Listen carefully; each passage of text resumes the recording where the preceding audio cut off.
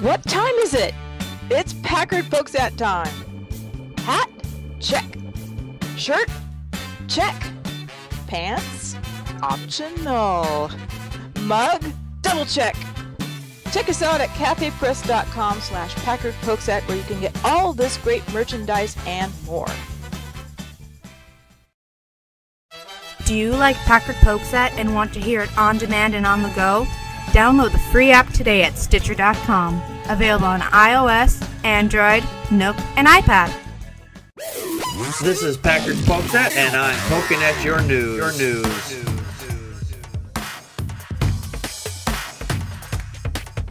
Good evening, everybody. Welcome to another fine edition of Packard Pokes At. I am your immutable and unmutable host, Packard Sonic, and joining me tonight from the far west coast is Connie, Practical Magic 9. I don't fear the Reaper. I fear the GOP. I would too, actually. And joining me from the far south of me, down in Illinois land, is Dana, the Talking Primate. Well, I'm back, and unlike Jesus, I didn't make empty promises I couldn't keep. Yes. There's a great meme. It says Jesus is supposedly rising up in the air, and it says BRB. Everybody's going, lol. Right, like that's going to happen.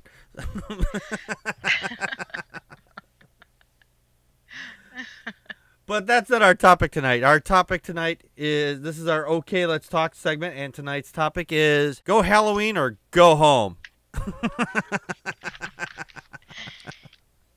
Well, that'll take care of not having to come up with a name at the end of it, that's for sure. Yeah. Halloween is tomorrow, actually. Tonight, the night of this recording is the 30th, the night before Halloween. And the interesting thing about Halloween is that the holiday was started many, many, many moons ago. To coin a pun. I can't speak tonight. I really can't speak tonight. It was it was created back. Gremlin on your tongue. There, I got a gremlin on my tongue. I wish it was something else. It was.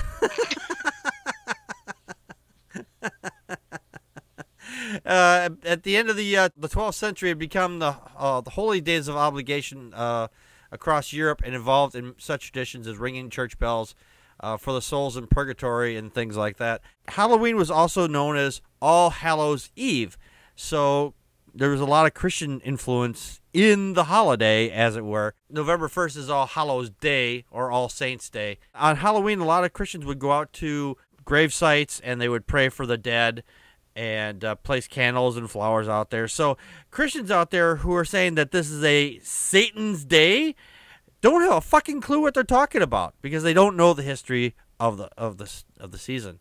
Yeah, it's their day. That's right. It is their day. They're denying a day that's actually theirs. Anyway. Go ahead, Dana. Oh, I was just going to say they've declared war on their own holiday. Yeah. Masses. Well, they don't have a holy person who was born on it, so. Yeah. I think I would maybe argue that they sanitized it. There's a lot. I mean, every culture has a kind of a Day of the Dead, or where they worship, they acknowledge, relatives usually that have passed on, and light candles. There's all of this symbology about the dead, and whether or not they, the veil between life and death is at its thinnest on a certain night, and so we do things, that people do things, and traditionally to help the dead to find their way back. Hopefully not to your house, or maybe to your, I don't know. One of the interesting symbols of Halloween is the jack-o'-lantern. Everybody puts a jack-o'-lantern, they stick a candle in it. This is an old Irish tradition, actually. They did this in order to scare the evil spirits, because, everybody knows that evil spirits are scared of jack-o'-lanterns. There's a little science in there. No. It was actually supposed to represent the soul who had been denied entry into both heaven and hell. That's what the jack-o'-lantern actually stands for. But we're not going to just talk about the Halloween holiday, as it were. There's a lot of weird stuff that's going on that, people talk about demons and things like that, and Christians seem to think that during Halloween that the veil between the living and the dead is somehow ripped, and Satan can come out and infect your children if they're wearing a Halloween mask. Like a Spider-Man or something. Their kid's going to turn directly into Spider-Man or whatever. Some kind of weird-ass shit. Speaking of the demons there was a house that's over in Indiana. Yeah, the Indiana house. Over in Gary, Indiana. And the thing is, I've actually been to Gary, Indiana, so that's spooky. No. The Jacksons are from Gary. Are they? Okay, Yes, all right, they that are. confirms it. There is a hell. No. No, this particular hell house that's over in Indiana, apparently it's off limits to investigation, but they're welcoming like movies, people to come in and make a movie out of this, because the people who lived there claimed that their family was experiencing demons and things like this. And a story from Latoya Amos and her 3 children appeared at an Indianapolis Star website, the news website. They felt that there was a demon in the house. They called up police, a priest, and health professionals who were disturbed by this case. And apparently they had some typical possession incidents. And one of the stories that are going on in this situation is that they claim that this kid was walking up the wall backwards. And supposedly the health professional that the Department of Child Services came in who's supposedly witnessed this. And that's total crap. That's total crap. I was like, if someone had seen this, you're in a fucking hospital. This happened supposedly back in 2012. We had cameras, on cell phones in 2012. I'm just saying. Anyone else? Why did nobody grab one, right? Yeah, why didn't somebody grab one? Yeah. I can understand if you're the parent or somebody, you're kind of shocked. But if you're somebody there to investigate, why did nobody records this, that the kid's parkouring off of the walls? Right. Sure, okay. And I've seen some kids catch some air by running up the wall and flipping, haven't you? I've seen yeah, there's videos of that. There's lots of videos of that. Somebody bought this house. Is Zach Beagans. He has a thing called Ghost Adventures. I suppose they're going to traipse people into the front door and have people jump out of them and shit, What channel is that show on too? It's one of Ghost Adventures on what channel? It's like a sci-fi. It's probably on Sci-Fi Channel. I'd willing to bet. I don't know for sure, but. Yeah, I actually bought the place, and that's why actual skeptical investigators can't go walk through this house now. Mm-hmm. Because he doesn't want them to pollute. The house. Yeah, with reason and go. Oh yeah, that's what it is. It's this. Interfere with his investigation. Yeah, no investigation by the authorities. That's how convenient. Yeah. Exactly. So I got a couple things to say about this. Sure. First of all, this story is from the Indy Star. Oh, I thought it was from Star Magazine. Also, they have a new theme song. You know how it goes, right? Scary Indiana, scary Indiana, scary Indiana. You said there was a person going up the wall. Yeah. Right. Well, 2 things on that. First of all, when I say, "Oh, my kids are just bouncing off the walls," I didn't mean literally. Oh, and finally on that, somewhere in a trailer for a low-budget Christian movie, Joe Beth Williams from Poltergeist is saying, "Hey, that's my bit." And the last thing I want to say about this particular story is that apparently, according to the article, the 2 boys that were in the house started choking, growling, and headbutting Grandma, or as I like to call it, Indianapolis Colts spring training.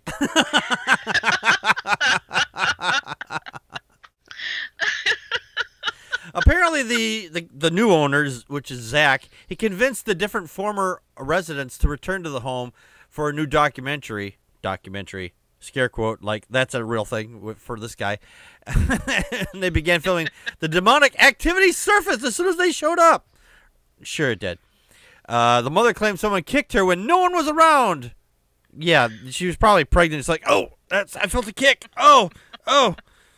Or she could just fucking been making it up if she wasn't pregnant, you know. And they said there was other incidents. As what? It doesn't say. Just there were other incidents. Yeah, you watch the video that they made in the interview, and you kind of get the feeling that these people just they're very savvy and they all like agreed on the same bullshit story, or they just really are just not sane in any capacity. Yeah, exactly. No. We should follow the money. They're speculating that LaToya, the mom, owes people, and this is the movie rights have already been bought by Reality Media, who have produced a lot of movies, and yeah, there's a movie in the works about this. Oh yeah, absolutely. Then you know, and then it goes on here. It says a few days later, the daughter began having violent outbursts. She's a teenager. Teenagers never have outbursts. Never. That never happens. Probably told her to do her homework. Yeah. No, I'm not gonna do my homework. I'm not taking out the trash. You can go there. Like, oh my God, she's acting up. It must be a demon. Well, always in my house. And then apparently she threatened to hurt herself and others. Yeah, typical teenager behavior. God, yeah. Especially if you piss off a teenager, it's like, oh yeah, well fuck you. I'm gonna take the trash. I'm gonna shove it up your ass. I'm like, oh, well, I guess maybe someone's having their monthlies. You know, just saying. That's what I always say. Is like throw chocolate at her and run. Kidding. I'm sorry. That was Yeah, you better. I'm sorry. Why don't you just take it all the way? Just say that's not paranormal activity. It's something else that starts with P.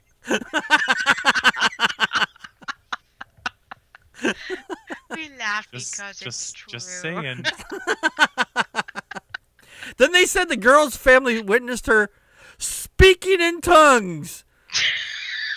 As opposed to the church speaking in tongues. Right? Yeah, exactly. And they're saying this is exhibiting signs of demonic possession. They couldn't understand it because it was in Latin. It was probably teenager speak. Yeah, it's like what? What are you saying? I've had teenagers. I was like, sometimes they say shit. It's like, what the hell are you talking about? Mumble, mumble, mumble, mumble, mumble, mumble. I was like, teenagers mumble. That's not speaking in tongues. Even if they were doing so what? They're just probably fucking with you at that point. It's having a seizure. Or having a seizure. There you go. They're probably having a little mini seizure. They claim they brought the girl to a Catholic priest who performed an exorcism. We'll be getting more into exorcism later in the show. And he recorded the ritual on video. He said now the girl is now back to her old self. Oh, yeah, after that never, every time someone happens to go to one of these exorcists, it's like, yeah, I don't want to go through this bullshit again. Better now. Just put the camera away. Just put the camera away and take it out from underneath my dress, if you would, please. Thanks. Oh, God. No demons in there. No demons in there. But hand her the camera and let her take a selfie, and the demons come right out. Oh, hi. They hate the Flash. It's the Flash, yeah. And they also hate the two fingers at the top of the piano. Yeah, we mentioned that at the staff meeting. It was like you get that yeah, they hate this. So. Oh God. Yep. It plays chopsticks. Playing chopsticks. Our heart and soul, the pain of every music teacher's existence. Yeah. We were kind of mentioned there about the exorcisms. Over in Spain, the priests over there are being questioned over allegedly trying to exorcise demons out of an anorexic teenager. Teenagers have problems, okay? if you've ever been a teenager, you know there's a lot of shit going on in your brain. You don't know what's going on. You can't figure shit out. You got things coming left and right at you. So what's the logical thing to do? Take him to a fucking exorcist. Bullshit. Over in Spain there, a priest was summoned to court to answer questions about more than a dozen exorcisms he had allegedly carried out on a teenage girl with anorexia. I'm wondering if some of those were behind closed doors, just between her and him. I'm just saying, I'm going to exorcise that demon right out of you. Oh, damn. The girl was from a northern city of Burgos. She told the police that she began having problems with her anorexia, and that apparently when she was 16, her parents saw the sign of possession of her by the devil. People, if a child has anorexia, that's not devil.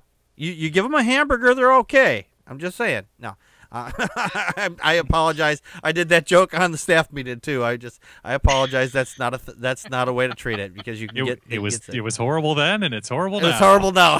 Hey, and I freely admit that. I freely admit that was a bad joke. I apologize. I deeply apologize. The girl told authorities that she was forced to lie on the ground, and she was tied up with crosses placed above her head. And the images of saints were put on her body during the ritual, which lasted between 1 and 2 hours. I'm wondering if they, it's like... The images of saints or the priest himself. Oh, my God. Yeah. It tied her down. No, I'm sorry. How's that supposed to help anybody? I don't know. You bind the body just in case the spirit decides to go blah, blah, blah, blah. All kinds of crazy here. Hadn't the Catholic Church pretty much done away with the office of exorcist? Actually, that's making a big comeback recently. Yeah, but I'm saying they'd pretty much done away with it. And after the book and the movie The Exorcist came out, increasingly there's been more talk of it. And the evangelical community has taken to, well, maybe not, Catholic exorcism, because Jack Chick and all of that, they, don't trust the Catholic Church, but yeah, they're well within their right not to. Right. But there's so much worse. Oh, by the way, real quick here, I apologize. I don't want to interrupt. No, if somebody wants to call in and tell us, something they've seen, or we're going to do like a little ghost story or whatever a little bit later, the number is 857-216-3200. Use PIN number 35368. Or go to uberconference.com/Packard Pokes At for your best connection. We had a comment from the chat room here. Torvian said, the rain in Spain falls mainly on the priests. If only. Make it rain. Make it rain. I hear they'd melt. What a world. What a world. Here the Catholic Church almost came out of the Dark Ages, and they pulled them back in. Yeah. And the exorcisms actually do so much more harm than they do good. And even if it's not a lot, the fact that people die in these things absolutely is disgusting. It is. And there was we did a story, was it last week or the week before, where there was a story where the church was doing an exorcism on one of these two kids. And it was like they were about 18, 19 years old, and one of them died. Okay, not the that wasn't the Catholic Church though, but it was like an evangelical. Yeah, it was evangelical. Church. It wasn't Yes. a Catholic church. I'm just saying it was an exorcism in this instance. That's what they called it anyway. So. Yeah. But yeah, I don't understand why religious people associate exorcisms and demons and things with the holiday. That's theirs. They're shitting on, like Dana said, they're pretty much shitting on their own holiday. And speaking of whoa, you're gonna get off this topic? What? You're gonna get off the Spain topic? Yeah, just for a moment. Oh, did you want to add something to it? Yes, I want to add lots of things. Okay, go ahead. Yay. Okay, first of all, so according to the article, the priest had done 13 exorcisms. Yes. Now, that seems like a very weird number to stop at. Right. I thought maybe he would have stopped at 10 because that sounds a little bit more godly. Yeah. 13 is a little, Well, he had to get his willy wet just a couple more times. That exorcism was feeling real good last time. The court was actually hired to investigate whether this practice crossed the line into abuse? I would say yes. Absolutely. After one, really. Before one, it should have been. Also, there's a new name for this practice. It's called, especially in this case, it's called anorexorcism. Oh. And I would venture to guess that the reason that they needed to go 13 times is because the demons probably didn't speak Spanish, actually. So, I don't understand these demons. They're speaking in another language. like Scottish. It's Scottish. And also, and finally, I think the real problem here was a miscommunication issue. The girls' folks actually called to have her exercise. Like in a gym, and apparently the phones are really shitty in Spain. Oh, so. apparently, yeah. They're having Gold's like, Gym, God's Gym. AT&D. Yeah. Yeah. You know what's really sad is over in Spain that as of 2013, they have actually 15 priests authorized to carry out exorcisms. By then, the Archbishop of Madrid, Antonio Rivero. Oh, God, this guy's got like 5 last names here. What the fuck is this? Anyway, the Archbishop over there reported he's meeting the increasing demand for the practice. There's a demand for this. There's an actual demand for people supposedly freaking out because there's, supposed demons in people. Mm-hmm. Weren't we supposed to already have understood that the signs of what might be a demonic possession are things like seizures or other illnesses? Shouldn't we already have moved on from that? I would think so. I know. Yeah, but no, that's not how that works in Spain. Coming back here to the United States, in my own state, just pretty much goddamn down the road from me about an hour, I know this guy from when I was younger, and he made contact with me a few years ago. I had to unfriend him from Facebook, only because he's fucking batshit crazy. And we were having a little discussion. He was saying that illnesses and things like that, and what we were talking about there a few moments ago, he said those things are caused by demons. I'm like, seizures and things like that, these are caused by demons? Yeah, those are all demon possessions. And like, you've got to be fucking kidding me. And every time I try to quiz him on this, went to some stupid-ass Bible passage. I'm like, that's not a proof. That's not a proof. I'm sorry, it doesn't work that way. Well, blaming mental illness, sickness, porn addiction, if that was a thing, on demons. It isn't. It's such a Thank way. you. Yeah, it's not. But it's such a way to say it's not my fault. And it's a way of saying that I'm still sinning or I'm still having problems because of some external force that is either oppressing me or possessing me. And oh my gosh, I remember the days, when debating in church whether or not a Christian could be possessed. Because no, they can't, because they're infused with the Holy Spirit. And so no, a Christian can't be possessed by a demon. They can only be oppressed by one. Just garbage. Just total garbage. It's garbage semantics.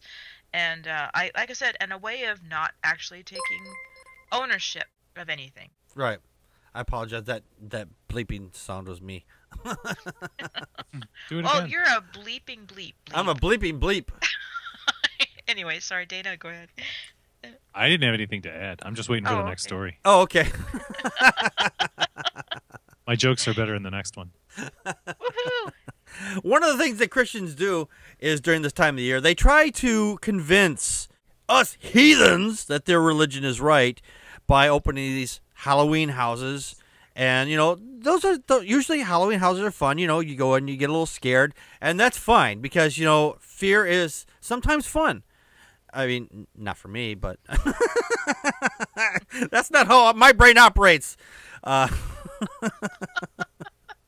thing is with Halloween, it's fun to be scared sometimes, but they make up these things called hell houses. Now, with hell houses, is they come up with this weird narrative like, oh, well, if you are in a sexual relationship that's not approved by our religion, 2 guys, 2 women, or whatever, and Unmarried. or unmarried, Or And if on you, dog. yeah, or Wait, sorry. Dawkins will bite you for that one. Man's best friend. I never seen. They don't do the bestiality ones in there. I don't think they can get the dog to sit still, or the goat or sheep or whatever. Too far, Packard. Too far. No, they're leaving the sheep. The sheep's alone. I'm just saying, because they recognize that as fellow people that they're following. Anyway. All the sheep jokes. Oh, No.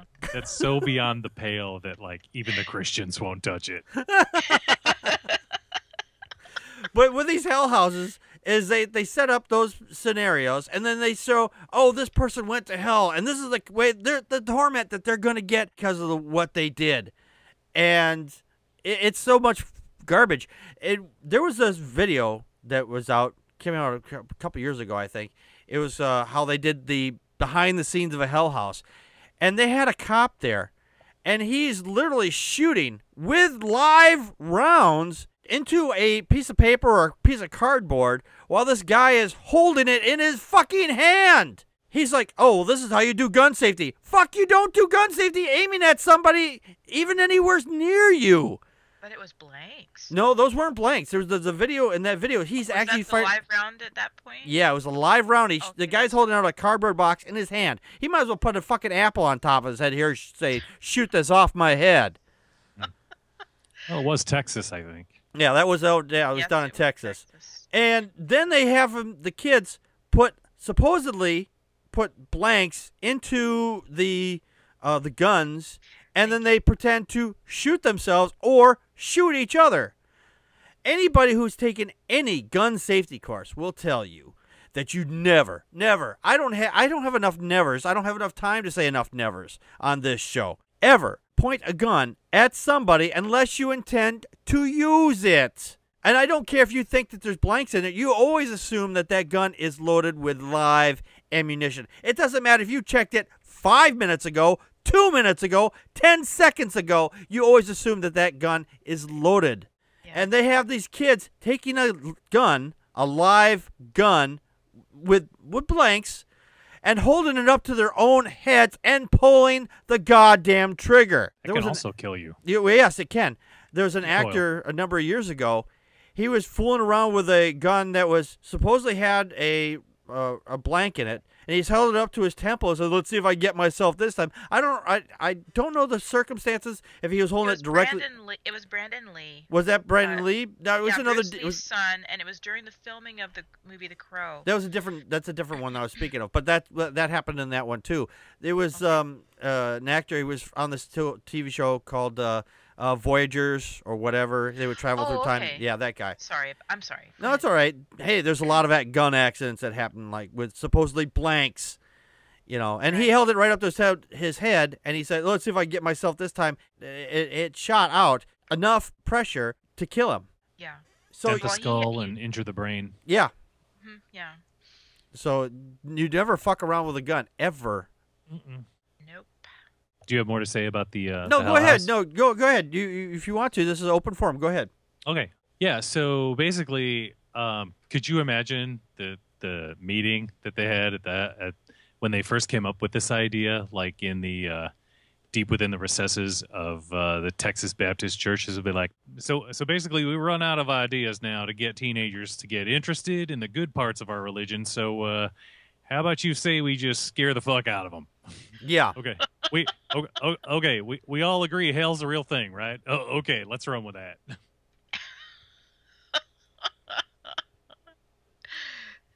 Oh gosh. Also, I suppose the Hell House couldn't be any worse than doing what I normally do on Halloween, which is watching Attack of the Killer Tomatoes Part 2. They made a cartoon of that. Or Geely. I don't know. I was trying to figure out which is scarier. Yeah. Oh well, we don't want to totally scar the children. Yeah. No, did you know there was actually a cartoon of that show? I did know that. Okay. It's very scary. Yeah. That was actually more frightening. Torvin from the chat room says the part of the Hell House on abortion, they had a girl on a gurney with blood sheet all over her crotch and said, "This is what happens if you take the morning after pill." Oh, the propaganda. Really? Yeah, that's the propaganda. Yeah, that was in the documentary Hell House. Yeah. Yeah. The daughter that they were talking about, she was the daughter of that one guy whose wife left him. That poor sad sack that was just like, he had two disabled children. I mean, 5 in total, and his wife had left him with somebody they met online, and he does so much for this church. He's just like giving himself to the web, creating the website and doing all this stuff, and he's got all these kids, and he's doing all this by himself. And there's a few of the stories that they had for this Hell House that echoed his story. It was just the most cruel and stupid thing I think I've ever seen. This man is just a shell of himself, and I felt so bad for him watching this show. And he's so grasping at straws that one of the teenagers that he's working with, because they're playing demons, leading, kind of pushing people through different stories through the Hell House, he confides in this kid, says, I think I need to go through this for myself now.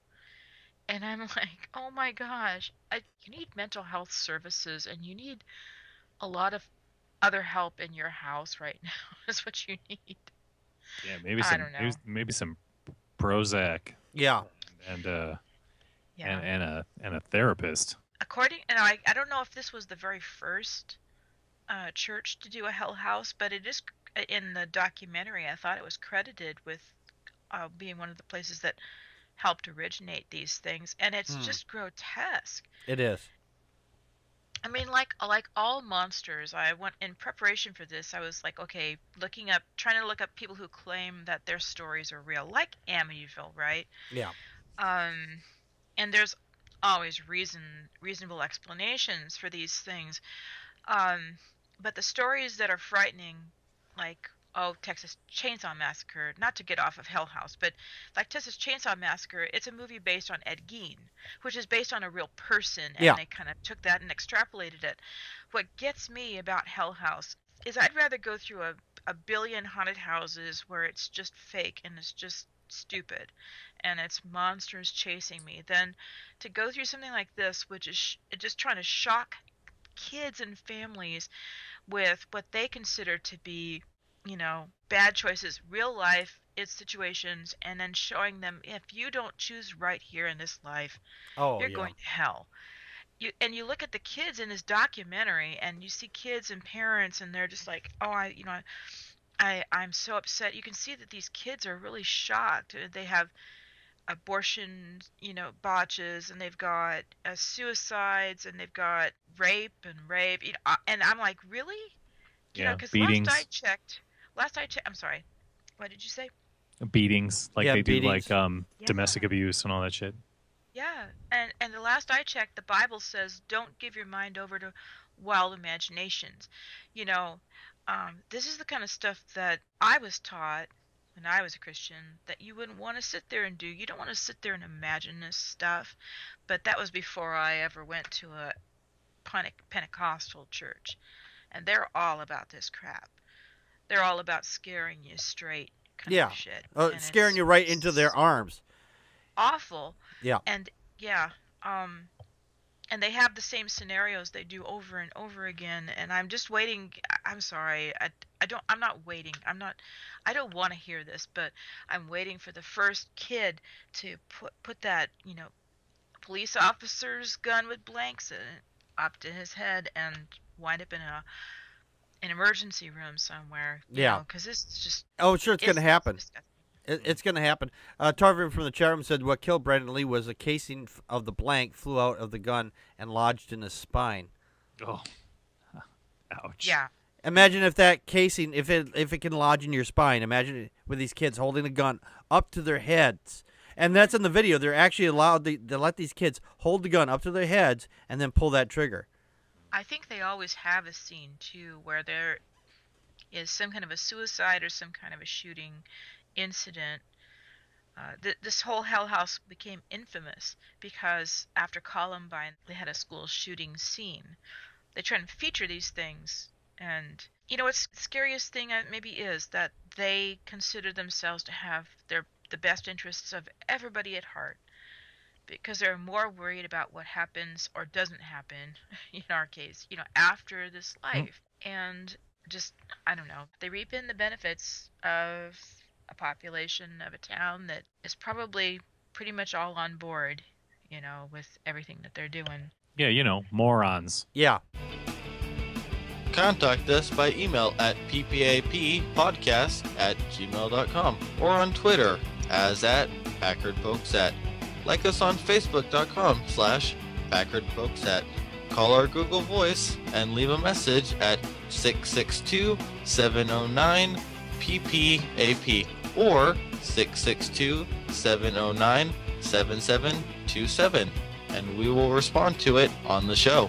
Friday nights at 9 p.m. Central Time. Join us live at vaughnlive.tv/Packard Pokes At. During the show, you can share your thoughts with us by calling 857-216-3200 using PIN number 35368 or on uberconference.com/Packard Pokes At. For links to the stories, visit our show page at packardpokesat.wordpress.com. You can help support the show by purchasing merchandise from cafepress.com/Packard Pokes At or make a donation to the show at patreon.com/Packard Pokes At. If you can't afford any money, why not share the show with your friends and rate us on iTunes, Stitcher Radio, Spreaker, and on YouTube. For everyone that shares and rates us, you kick ass. There was one. Apparently, there's one of these scenes that are in there where we talked about the gays and lesbians in there. They said that a kid grabs me mere moments after entering the lesbian suicide room. I want to go in that room. Because we all know that if you're a lesbian, you automatically want to commit suicide. Absolutely. That's a thing, apparently. Is that before or after you find another hot lesbian? All right, I was like, I like other women. Oh, you know what? I think I'm gonna kill myself. What? They be hitting that shit. Mm-hmm. There you go. Hey, Connie. Yes. Knock, knock. Who's there? Oh, I don't know. Satan? Satan? Satan? Oh, God. Oh, God. Now, apparently the church leader seems to be pleased about all this shit. He says the hell house is effectively doing its job by scaring the Holy Lord into children. That's a good thing. Why is scaring people to your religion a good thing? I thought you're supposed to get people to come to your church by love and understanding, not scaring the shit out of them. It's a carrot and stick thing. I'm very confused because beginning of wisdom. Oh, sorry, Dana. Go ahead. Oh, that's okay. I was just going to say to Packard's point that goes against all scare logic, because the idea is they're trying to scare the Lord into someone when usually when you're afraid, it's usually something that's scared out of you. Yeah, it's usually brown. Bazinga. There you go. And the thing is, right after at the end of these hell houses, they put them right into this last room. It's like, okay, well, all you people, you've seen all the bad stuff will happen to you if you don't believe in our brand of bullshit. And if you want to, you can join us right now. And anybody who doesn't want to, well, here's the door right over there. You can leave and be a sinner for the rest of your life. And you evil, evil bastard children. And the countdown. Yeah. And the ones that leave, they's like, those people are going to go to hell. They're going to burn forever because they don't believe in our brand of bullshit. I don't think they put it like that. No, not quite like that, but pretty close to it. They say, pray for those people. Pray for those people. That's what I'm saying. They said those assholes are going to burn in hell. Pray for them, which does nothing anyway, but that's a whole other story. That's a whole other show. To the credit of the documentary, which I don't think that it was the church itself that made it, but at the end too, towards the end, that cop / congregation member is talking with some young people, 18 to 20-year-olds outside of the hell house, and they have some really hard questions for him, and he tries to give them the normal spiel, and they're like, yeah, well, we're going. One kid says, I need a cigarette. They leave. They do show that, and again, that might have more to do with who made the documentary, being trying to be more of an objective voice, and I like that about the documentary too. Which I know we're harping on the whole Hell House thing, but the documentary is interesting because they try to take a very neutral stance on it and just interview different people and just say, make up your own mind, which is beautiful. So I would highly recommend watching the documentary. It's for view for free on the internet, but if you want to have some kind of inkling of what, and it's very to me, it's just very upsetting. I'm going, this is worse than any Halloween house I've ever seen. Yeah, it makes you really uncomfortable. It's right up there with Jesus Camp. Yeah. Yeah. Absolutely. Yes. Doc and Doc from the chat room said religion works like an insurance company that says, but what if something happens? Yeah, what if monkeys fly to my ass? That's right. Like a good neighbor, Satan is there. Hey, Satan accepts everybody. Jesus is real picky. He said only the ones that I like are the ones that are going to come and sit with me and sniff my ass. Satan actually takes the Discover card. He has hot tubs. He does. He has real hot tubs. Supposedly, All the fun people are going to be down there.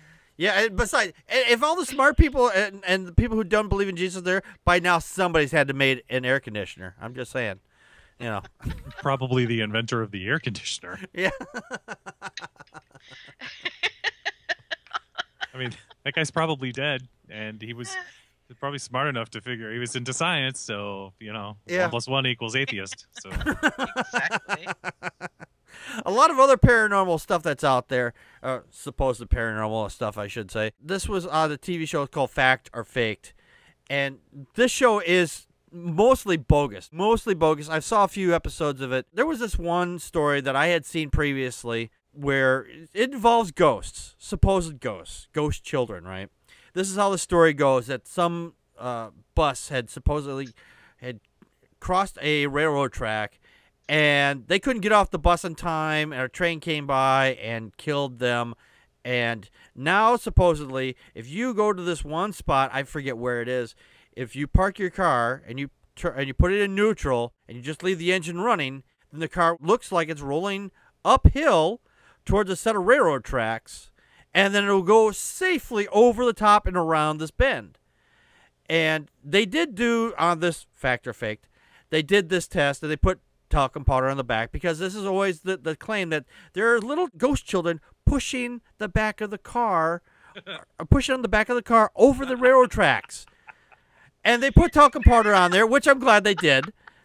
And then they put the car in neutral, and the car did roll over the railroad tracks, and it looks like you're going uphill. They did a survey, a road survey. They actually had, this is the actual science they actually did. They went out there with road survey equipment, GPS equipment, and shows, you know what?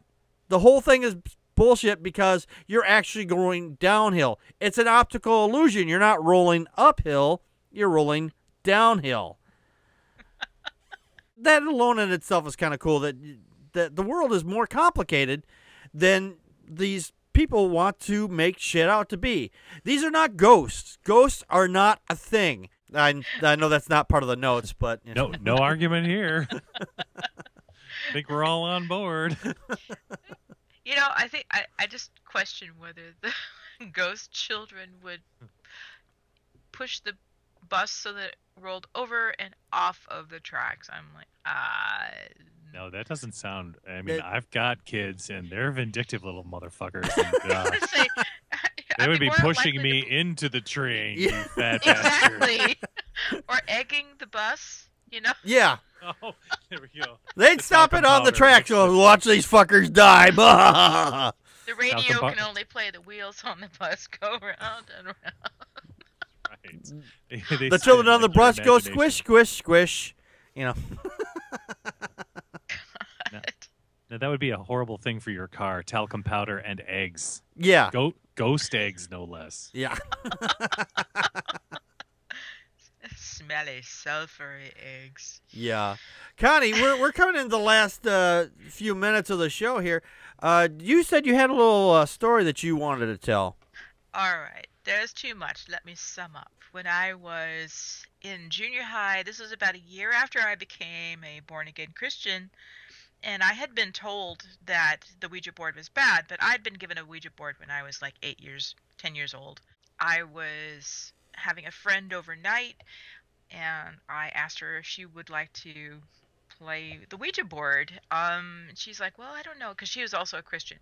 So I said, well, actually, my mom told me that it just has something to do with our brain waves or whatever. You know, the brain waves move the planchette. I had to teach her how you talk to it. We sat down and set the mood. We were sitting in my little closet. We had the lights off and the door closed, the windows closed, everything was, set. And we flipped the board towards her. We put our fingers on the planchette, and she said, well, what do I do? I said, ask it a question that would know. It's, you've never played with my board before, so ask it your name. Mm-hmm. She did that a few times. The planchette didn't move at all. So she said, it's broken. It's broken. So we flipped it around, and I said, well, what is my friend's name? And the planchette starts moving, and it spells out, why do you bring an unbeliever to me? And I looked at her and I laughed. I said, well, that's funny, and she said, I didn't do that. And my friend couldn't lie for the life of her. She was a very frank person. And so I said, what do you mean unbeliever? And it spells out, she's not one of us. And I said, well, why do you think I believe in you? And it said, well, you're talking to me, aren't you? I said, but it's spelling it, And again, to kind of sum this up, got into this argument with the Ouija board.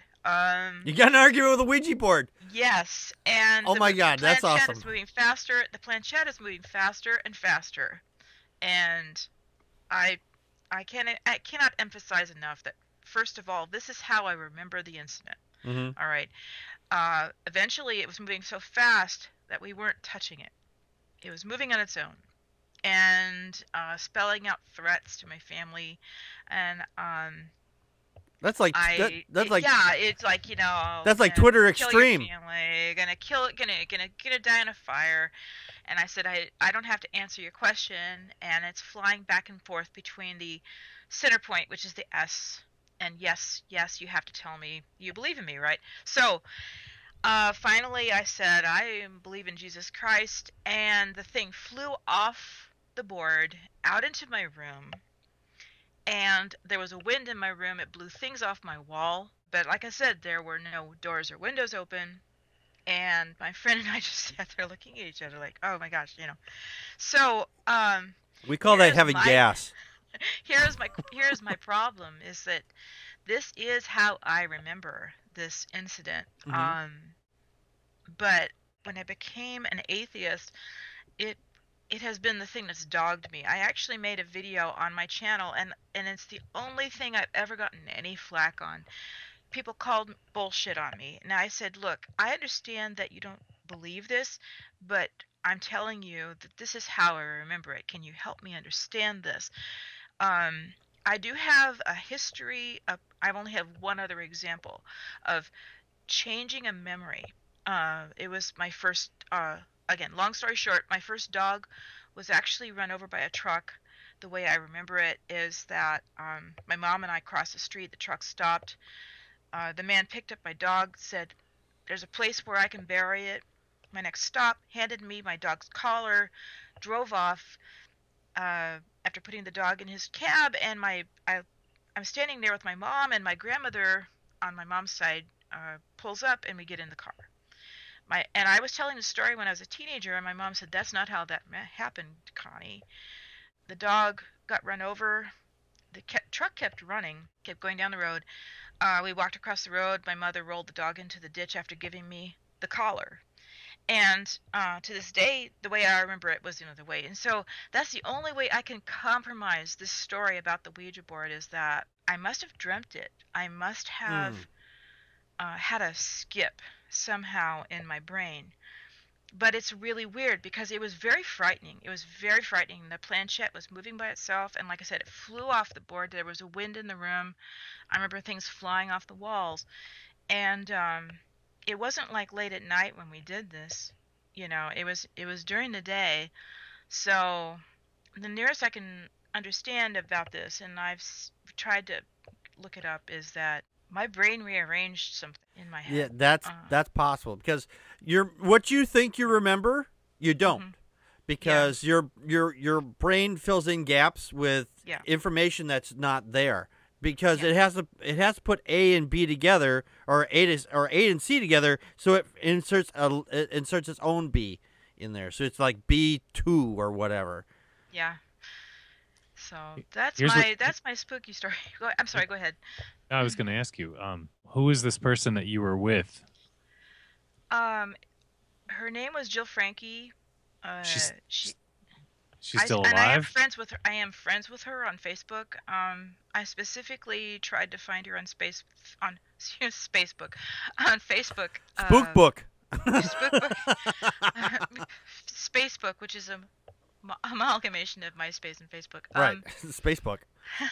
About a little over a year ago, and I'm going to be totally honest, I'm very nervous about asking her about. I friended her specifically because of this story, and I have not had the guts to ask her about it. She is still a believer, too. She's a very deeply held belief Christian person.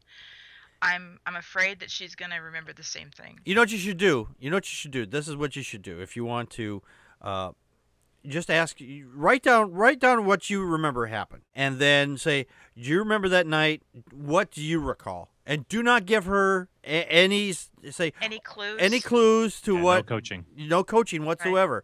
If the stories don't match up, there's a problem. So. Right. Yeah, then that means either you're right or she's right. Right. And if hers makes more sense, it's probably her. Right. Dawkins' dog from the chat room said, it's curious how Ouija boards work when somebody is touching it and never when the lights are off or the people can't see the letters. So somebody I knew said that they got a hold of a Ouija board and they broke it apart and there was magnets in there. So I don't know if that's true or not, but it's possible. Now there's a thing where if people are touching this, the pointer that's on the Ouija board, there's a specific thing it's called. I can't remember it off the top of my head. Where planchette? The planchette. That's the pointer. I'm talking about the specific thing where you're actually moving it. You are moving it because you want the letter to go to that thing there. So you're actually in control of that. But going to your Ouija board story. Now, this is a story that was handed down to me by my brothers and sisters at this old house when I used to live in when I was very, very young. I was about 3-4 years old. I don't remember any of this shit. So did it really happen? Most likely not. Because my brothers and sisters are prone to exaggeration a lot. So... No. Does it have to do with a Ouija board? Yeah, actually, it does have to do with the Ouija board. They claim that they were fucking around the Ouija board, and all of a sudden they were seeing ghosts and shit like this, and stuff was popping out of the closet and whatnot. I don't remember the whole story, but it's a total bullshit story. And one of my sisters, she still claims that the spirit thing was still following her around years later. Every time she moved, this thing would move with her, supposedly. So, like a ghostly monkey on your back. Yeah, exactly. Yeah. It was a little weird. I don't really have any Ouija board stories. It could be any weird story. We had one. Just a couple things about the Ouija board. First of all, I'm still mired in is it Ouija or Ouija? I don't know. No, that's a Luigi. No, sorry. It's a Luigi board. It's a Luigi board. You put a little pasta on it, and then you eat the spaghetti. And if people could really talk to spirits via the Ouija board like this, well, we wouldn't need Dionne Warwick. I mean, come on. No, I have one weird story from my existence. Remember, I was raised Jehovah's Witness. We were taught did not believe any of that shit from jump. So I was Right. always very, believe it or not, witnesses actually make the best skeptics. Although they do believe the world's going to And gonna be tomorrow? an earthly paradise at some time in the future, and that you're going to live forever or be resurrected even if you're cremated in some other form. Well, anyway, I digress. That's a topic for another conversation. Yes. But no, the only really weird story that I ever had was when I was in the UK in 1991, and it was the year that my great grandmother, she actually passed away while I was there, and I got a phone call. I got called out of class because I had an emergency phone call that came in from the school, and my father, he called me specifically to tell me that grandmother had passed away. I'm like, I don't know, and I know, and I think my dad was such a drunken idiot that he didn't realize that I was like 6 hours ahead of him. But so he called me late at night, which was actually in the morning, and I thought, oh, that's horrifying. I'm so sad, Dad. I don't know what to say. And then all of a sudden, and I know this actually happened because I know a voice cut into the phone that sounded just like my great grandmother and said, It's okay. And then I was like, Dad, did you hear that? And he goes, what? I go, somebody's voice just came in and said, it's okay, after you told me that grandma died. And it was, and then I thought about it. I'm like, did that person have an English accent? It was the AT&T operator It might listening have in. It's CIA. It's like, oh, the kids.